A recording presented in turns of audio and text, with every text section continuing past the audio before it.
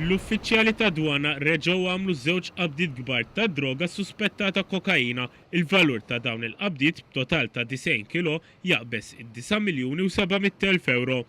Id-droga instabet f'żewġ containers separati, f'wieħed minnhom instabu 42 kilo droga u 48 kilo f'container ieħor. Il-mod ta' kif kienet qed tiġi traffikata din id-droga kien l-istess mod bħal l-aħħar żewġ qabdiet ta' droga ta' kokaina fl-aħħar xahar u nofs.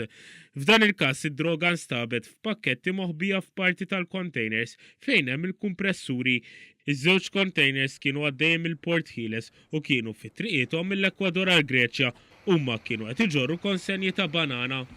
Kien kmieni l-erba' filgħodu li l-uffiċjali ta' dwana għażlu numru ta' containers biex jiġu skenjati.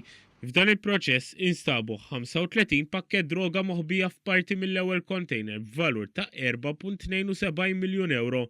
E kif l-uffiċjali konkludew it-tfittxija fl-ewwel container huma għamlu sejba oħra ta' 40 pakkett ta' droga fit-tieni container b'valur ta' 5 miljun euro.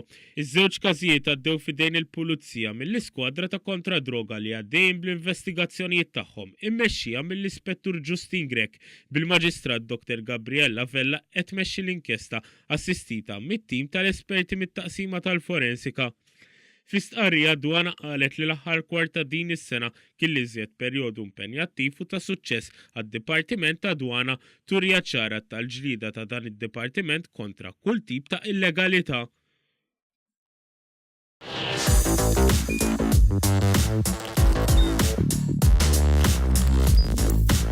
Idħol fuq one.com.mt u hemmhekk tista' tara l-programmi kollha li jxandru fuq One permezz ta' One Play.